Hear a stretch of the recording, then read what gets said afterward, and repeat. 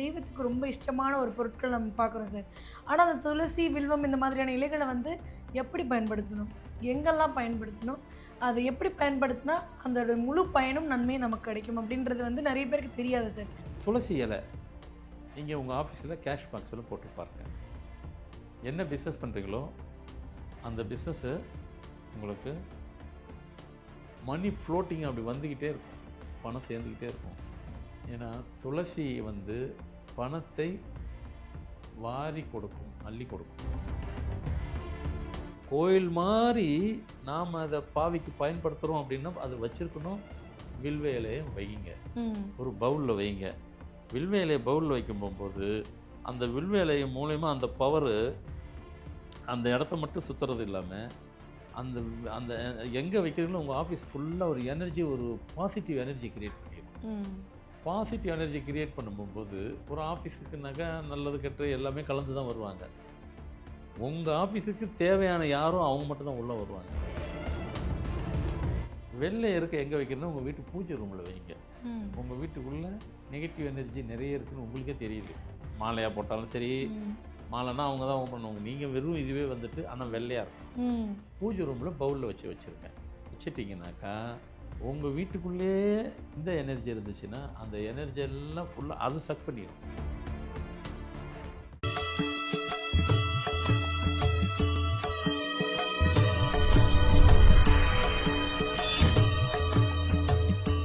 Format numerology நேயர்களுக்கு நர்மதாவின் அன்பான வணக்கம்.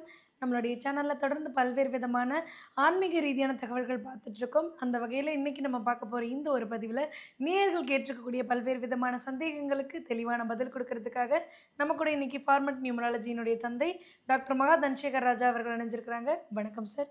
வணக்கம்மா. சார், இப்போ வந்து நம்பர்ஸ், லெட்டர்ஸ் இது எல்லாத்தையும் தாண்டி அன்றாட வாழ்க்கையில் வந்து தெய்வத்தன்மையோடு நம்ம வாழ்கிறதுக்கும், தெய்வத்தினுடைய அனுகிரகம் நமக்கு கிடைக்கிறதுக்கும் என்ன விஷயங்கள் பண்ணணும் அப்படின்றதையும் நம்ம மக்களுக்கு வந்து தொடர்ந்து சொல்லிகிட்டு இருக்கோம் சார். அதில் வந்து துளசி, வில்வம் இந்த மாதிரியான விஷயங்கள்லாம் வந்து தெய்வத்துக்கு ரொம்ப இஷ்டமான ஒரு பொருட்கள் நம்ம பார்க்குறோம் சார்.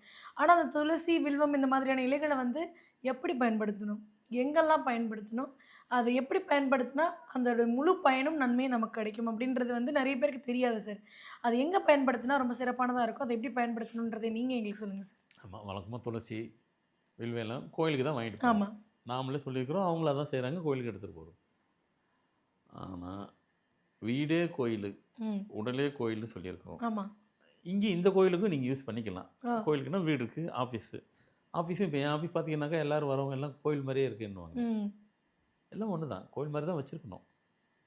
அதனால் ஒன்றும் தவறு, எல்லார் ஆஃபீஸும் அப்படி தான் வச்சுருப்பாங்க, வச்சுருக்கணும். இல்லாதவங்க வச்சுக்கிருக்கணும். இன்றைக்கோ இப்போ துளசி, வில்வ இலை, வெள்ளை இருக்குது, வன்னி இலை, இதெல்லாம் வந்து பார்த்திங்கனாக்கா ஆன்மீக சம்மந்தப்பட்ட உள்ள பொருள், கோயிலுக்கு கொண்டு போகிற ஒரு இது. ஆனால் இதை நாம் பயன்படுத்த என்னென்னலாம் நடக்கும்லாம் சொல்கிறேன் கேளுங்க. துளசி இலை நீங்கள் உங்கள் ஆஃபீஸில் கேஷ் பாக்ஸில் போட்டு பாருங்கள். என்ன பிஸ்னஸ் பண்ணுறீங்களோ அந்த பிஸ்னஸ்ஸு உங்களுக்கு மணி ஃப்ளோட்டிங் அப்படி வந்துக்கிட்டே இருக்கும். மணி ஃப்ளோட்டிங் வந்துக்கிட்டே இருக்கும், பணம் சேர்ந்துக்கிட்டே இருக்கும். ஏன்னா துளசி வந்து பணத்தை வாரி கொடுக்கும், அள்ளி கொடுக்கும். பணத்தை கொடுக்கக்கூடியது துளசிக்கு அப்படி ஒரு பவர் இருக்குது. இப்படி எடுத்துக்கோங்க. இப்போ இன்றைக்கி உங்களுக்கு ஒரு ஆள் பணம் தரணும், அவர்கிட்ட போய் கேட்க போகிறீங்க, எனக்கு பணம் வேணும், அவர் தரேன்ற தரல. துளசியை உங்கள் பாக்கெட்டில் கொஞ்சம் போட்டு போயிட்டு அவர்கிட்ட போய் பணத்தை கேட்டு பாருங்கள், பணம் கைக்கு வந்துடும். சார், ரொம்ப சிம்பிளான விஷயமா இருக்கே சார். அதுக்கு சிம்பிள் சொல்கிறத வேணால் நான் சிம்பிளாக சொன்னேன். துளசிக்கிட்ட தான் அவ்வளோ பவர் இருக்கு. அவர் வந்து துளசிக்கிட்ட இருக்குது, என்கிட்ட இல்லை. அதை நான் சொன்னேன். துளசிக்கிட்ட அவ்வளோ பவர் இருக்குது. துளசி யார் அதிகம் பயன்படுத்துகிறாங்களோ அந்த இடத்துல பணம் கொட்டிக்கிட்டே இருக்கும். அதனால தான் கேஷ் பாக்ஸில் போடுங்கன்னு. பணம் அன்றைக்கி சேர்ந்துடும், பிஸ்னஸ் நடந்துடும். பணம் பிஸ்னஸ் நடந்துச்சுன்னா பணம் சேர்ந்துடும். பணம் சேர்கிறதுக்கு வழி பிஸ்னஸ் நடக்கணும். யாரெல்லாம் பிஸ்னஸ் பண்ணுறீங்களோ உங்கள் கேஷ் பாக்ஸில் போடுங்க. சரிங்க சார், நாங்கள் பிஸ்னஸ் பண்ணலையே, நாங்கள் பிஸ்னஸ் இல்லாததை கேரியர் மாதிரி உங்கள் வீட்டில் ஒன்று பீரோவில் வைங்க, கேஷ் வைக்கிற இடத்துல வைங்க. இப்போ அங்கேயும் பணம் சேரும். பிஸ்னஸ் பண்ணுறவங்களும் ப்ரியாரிட்டி கொடுத்து சொன்னேன்.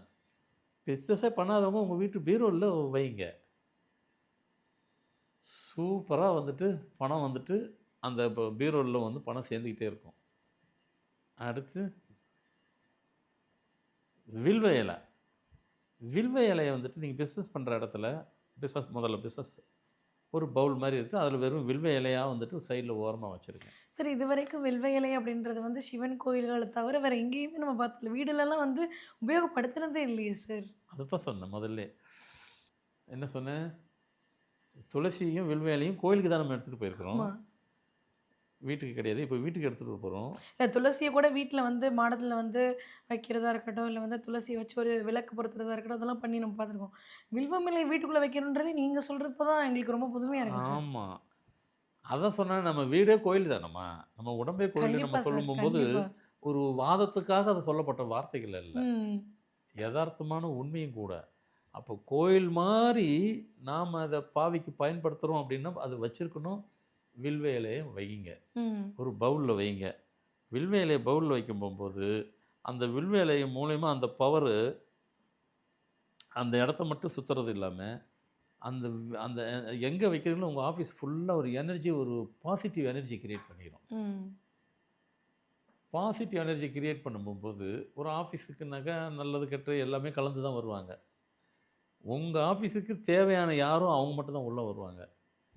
இவர் சரியான ஆள் இல்லை அப்படின்னு நீங்கள் நினைக்கிறீங்க, நீங்கள் நினச்சிங்களோ இல்லைங்களோ, அவர் அந்த ஆஃபீஸ்க்குள்ளே வரமாட்டார். ம். அன்னெசரியான ஆட்கள் அந்த இடத்துக்கு உள்ளே நுழைய விடாது. அது நெகட்டிவா இருக்கிற யாரையும் உள்ள அலோவ் பண்ணாது.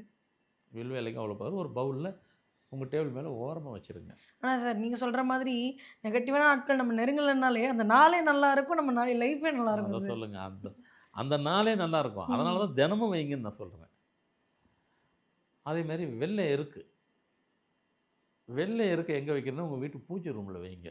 ம். உங்கள் வீட்டுக்குள்ளே நெகட்டிவ் எனர்ஜி நிறைய இருக்குதுன்னு உங்களுக்கே தெரியுது. வெள்ளரி குச்சியாவா இல்ல இலையாவா எப்படி வைக்கணும் சார்? எருக்குமா, அந்த வெள்ளை எருக்குன்னா அந்த எதுமா, நம்ம பிள்ளையாருக்கு மாலை பிள்ளையார் கட்டி பிள்ளையார் இருக்கும்போது பிள்ளையாருக்கு எருக்க மாலை மாலை கட்டி போடுறோம் போடுவோம் இல்லையா, இல்லையா? ம். அதுதான். அந்த எருக்குல மாலை மாதிரி வச்சுக்கலாம். சும்மா அப்படி லூஸ்லே ஆ. மாலையாக போட்டாலும் சரி, ம். மாலைன்னா அவங்க தான் ஓப்பன் பண்ணுவாங்க. நீங்கள் வெறும் இதுவே வந்துட்டு ஆனால் வெள்ளையாக இருக்கணும். ம். பூஜை ரூமில் பவுலில் வச்சுருங்க. வச்சிட்டிங்கனாக்கா உங்கள் வீட்டுக்குள்ளேயே இந்த எனர்ஜி இருந்துச்சுன்னா அந்த எனர்ஜி எல்லாம் ஃபுல்லாக அது சக் பண்ணிடும். ம். அதுக்கு அவ்வளோ பவர் இருக்குது. எனக்கு தெரியும். இப்போ உங்களுக்கே தெரியும், ஒரு காரியம் நடக்க மாட்டேங்குது, வீட்டுக்குள்ளே ஏதோ இந்த இந்த எனர்ஜி இருக்குது. பயப்படாதீங்க, அதை கொண்டு வைங்க. இல்லை இரவானாக ஒரு மாதிரி சத்தம்லாம் கேட்குது, ம். தேவையில்லாத கெட்ட சத்தம்லாம் கேட்குது, வெளில இருக்க பூஜை ரூமில் வைங்க, உள்ளே வராது, அது விரட்டி விட்டுரும். அப்படி ஒரு பவர் வெள்ளை இருக்குக்கு உண்டு. இப்போ பயம் இருக்கிறவங்க, கெட்ட சக்தி வந்துடக்கூடாதுன்னு நினைக்கிறவங்க, நைட்ல வந்து நல்லா தூங்க நினைக்கிறவங்கலாம் அந்த வெள்ளை இருக்கலையே பூஜை ரூம்ல வச்சா போதும். போயிடும். ம். அடுத்து வன்னி இலை. ம். உங்கள் வீட்டு பூஜை ரூமுக்கு பூஜை ரூமில் வைக்க வேண்டாம், பூஜை ரூமு வெளியில் ம். செவுத்தை ஒட்டினா மாதிரி வெளியே இருக்கும், அங்கே ஒரு பவுலில் வச்சுக்கிறோங்க. மொத்தத்தையும் அதை கண்ட்ரோல் பண்ணிடும். வன்னிங்கிறது வந்து பார்த்திங்கனாக்கா அதுக்கு ஒரு தனி சக்தி, மொத்தத்தையும் அதை கண்ட்ரோல் பண்ணிக்கிறோம். அதனால தான் அது இதெல்லாம் வந்து சிவனுக்கு உகந்தது. இவங்கெல்லாம் அவர் வெள்ளையருக்கு வந்து பிள்ளையாருக்கு, வெள்ளையாருக்குன்னா கூட சிவன் கூடயே இருக்கும். வெள்ளையருக்கு தான் வைக்கணும், வேறு கலர் வைக்கக்கூடாது. அதுதான் அங்கே இருக்க சொல்கிறேன். வெள்ளையருக்குன்னு சொல்லிட்டு ஏதோ ஒன்று வச்சிடாதீங்க. ஆ. இன்னொன்று சில இதெல்லாம் இருக்குது, அதை சொல்ல தேவையில்லை. வெள்ளையாக இருக்கணும், எருக்குல வெள்ளை இருக்குது. ஸோ இதெல்லாம் வந்துட்டு நீங்கள் எல்லோரும் செய்யும் பட்சத்தில் பிஸ்னஸும் நல்லா வருது, தொழிலும் நல்லா வருது, கரியரும் ஃபஸ்ட் கிளாஸாக இருக்குது, வீட்டில் பாசிட்டிவ் எனர்ஜி தான் இருக்கும், ஆஃபீஸ்லேயும் தொழில்லையும் ஆஃபீஸ் நடக்கிற இடத்துலையும் பாசிட்டிவான ஆள் தான் உள்ளே வராங்க. அது ரொம்ப பெரிய விஷயம் இல்லை சார். வீட்டுக்குள்ளேயும் வந்துட்டு இந்த எனர்ஜி நெகட்டிவ் எனர்ஜினா கூட மொத்தத்தையும் ஸ்மாஷ் பண்ணிடுறது வெள்ளை இருக்குது.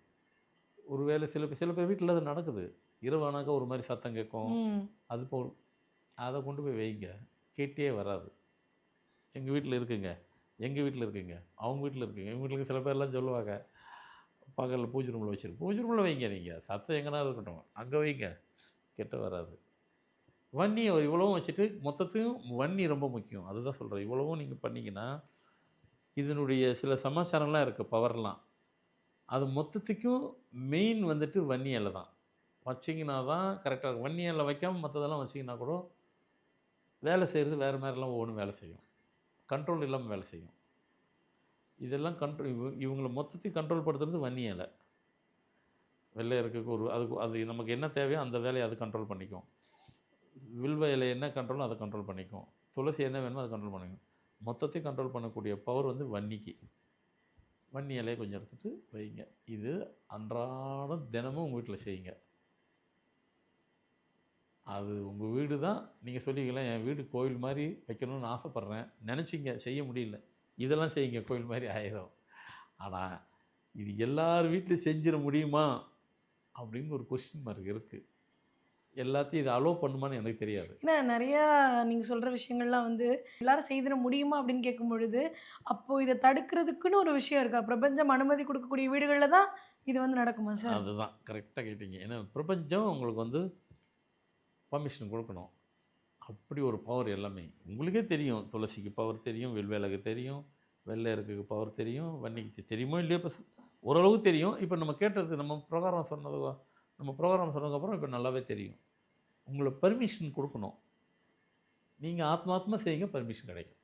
கண்டிப்பாக சார். ஆத்மாத்மா செய்யுங்க, ஆனால் கரெக்டாக ஃபாலோ பண்ணுங்கள். வன்னி இலை வைக்காமல் எது கடைசி டக்குலாம் வச்சிங்கனாக்கா அது ஒவ்வொன்றுத்துக்கும் ஒரு பவர், நிறைய பவர் இருக்கும். இப்போதைக்கு நமக்கு என்ன தேவையோ அந்த பவர் மட்டும் தான் சொல்கிறோம். தேவையில்லாத பவரும் செய்யும். அதுக்கு தேவை, ஆனால் நமக்கு அது தேவை இருக்காது. அதெல்லாம் சேர்ந்து வேலை செய்யும். அதை மொத்தத்தையும் கண்ட்ரோல் பண்ணக்கூடியது வன்னி இலை.